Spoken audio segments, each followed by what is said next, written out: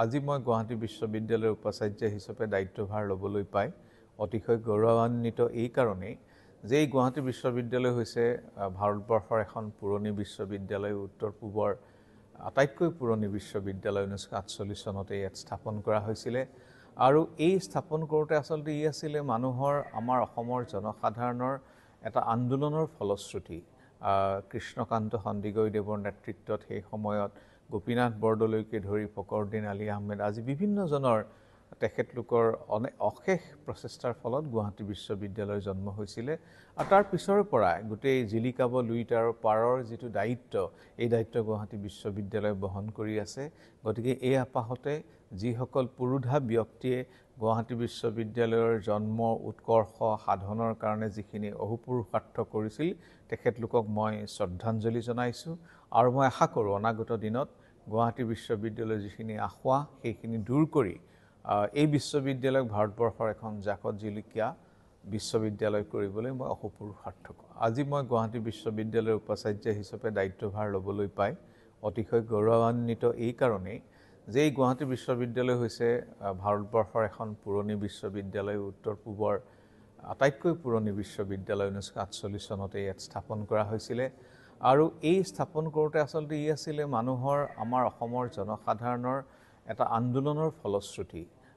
কৃষ্ণকান্ত সন্দিকৈদেৱৰ নেতৃত্বত সেই সময়ত গোপীনাথ বৰদলৈকে ধৰি ফখৰুদ্দিন আলি আহমেদ আজি বিভিন্নজনৰ তেখেতলোকৰ অশেষ প্ৰচেষ্টাৰ ফলত গুৱাহাটী বিশ্ববিদ্যালয়ৰ জন্ম হৈছিলে।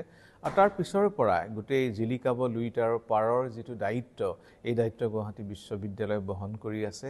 গতিকে এই আপাহতে যিসকল পুৰোধা ব্যক্তিয়ে গুৱাহাটী বিশ্ববিদ্যালয়ৰ জন্ম উৎকৰ্ষ সাধনৰ কাৰণে যিখিনি অহোপুৰুষাৰ্থ কৰিছিল, তেখেতলোকক মই শ্ৰদ্ধাঞ্জলি জনাইছোঁ আৰু মই আশা কৰোঁ অনাগত দিনত গুৱাহাটী বিশ্ববিদ্যালয়ৰ যিখিনি আসোঁৱাহ সেইখিনি দূৰ কৰি এই বিশ্ববিদ্যালয়ক ভাৰতবৰ্ষৰ এখন জাকত জিলিকীয়া বিশ্ববিদ্যালয় কৰিবলৈ মই অহোপুৰুষাৰ্থ কৰোঁ। আজি মই গুৱাহাটী বিশ্ববিদ্যালয়ৰ উপাচাৰ্য হিচাপে দায়িত্বভাৰ ল'বলৈ পাই অতিশয় গৌৰৱান্বিত এই কাৰণেই যে এই গুৱাহাটী বিশ্ববিদ্যালয় হৈছে ভাৰতবৰ্ষৰ এখন পুৰণি বিশ্ববিদ্যালয়, উত্তৰ পূবৰ আটাইতকৈ পুৰণি বিশ্ববিদ্যালয়। 1948 চনতে ইয়াত স্থাপন কৰা হৈছিলে আৰু এই স্থাপন কৰোঁতে আচলতে ই আছিলে মানুহৰ, আমাৰ অসমৰ জনসাধাৰণৰ এটা আন্দোলনৰ ফলশ্ৰুতি। কৃষ্ণকান্ত সন্দিকৈদেৱৰ নেতৃত্বত সেই সময়ত গোপীনাথ বৰদলৈকে ধৰি ফখৰুদ্দিন আলি আহমেদ আজি বিভিন্নজনৰ তেখেতলোকৰ অশেষ প্ৰচেষ্টাৰ ফলত গুৱাহাটী বিশ্ববিদ্যালয়ৰ জন্ম হৈছিলে। আৰু তাৰ পিছৰ পৰাই গোটেই জিলিকাব লুইটাৰ পাৰৰ যিটো দায়িত্ব, এই দায়িত্ব গুৱাহাটী বিশ্ববিদ্যালয়ে বহন কৰি আছে।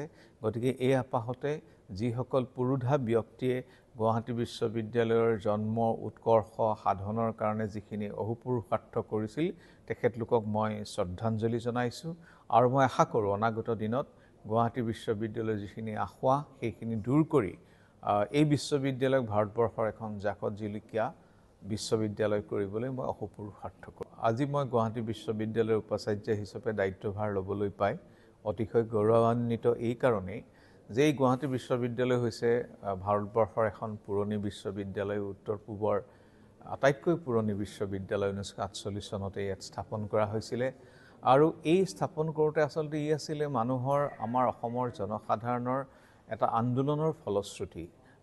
কৃষ্ণকান্ত সন্দিকৈদেৱৰ নেতৃত্বত সেই সময়ত গোপীনাথ বৰদলৈকে ধৰি ফখৰুদ্দিন আলি আহমেদ আজি বিভিন্নজনৰ তেখেতলোকৰ অশেষ প্ৰচেষ্টাৰ ফলত গুৱাহাটী বিশ্ববিদ্যালয়ৰ জন্ম হৈছিলে। আৰু তাৰ পিছৰ পৰাই গোটেই জিলিকাব লুইটাৰ পাৰৰ যিটো দায়িত্ব, এই দায়িত্ব গুৱাহাটী বিশ্ববিদ্যালয়ে বহন কৰি আছে। গতিকে এই আপাহতে যিসকল পুৰোধা ব্যক্তিয়ে গুৱাহাটী বিশ্ববিদ্যালয়ৰ জন্ম উৎকৰ্ষ সাধনৰ কাৰণে যিখিনি অহোপুৰুষাৰ্থ কৰিছিল, তেখেতলোকক মই শ্ৰদ্ধাঞ্জলি জনাইছোঁ আৰু মই আশা কৰোঁ অনাগত দিনত গুৱাহাটী বিশ্ববিদ্যালয়ৰ যিখিনি আসোঁৱাহ সেইখিনি দূৰ কৰি এই বিশ্ববিদ্যালয়ক ভাৰতবৰ্ষৰ এখন জাকত জিলিকীয়া বিশ্ববিদ্যালয় কৰিবলৈ মই অহোপুৰুষাৰ্থ কৰোঁ।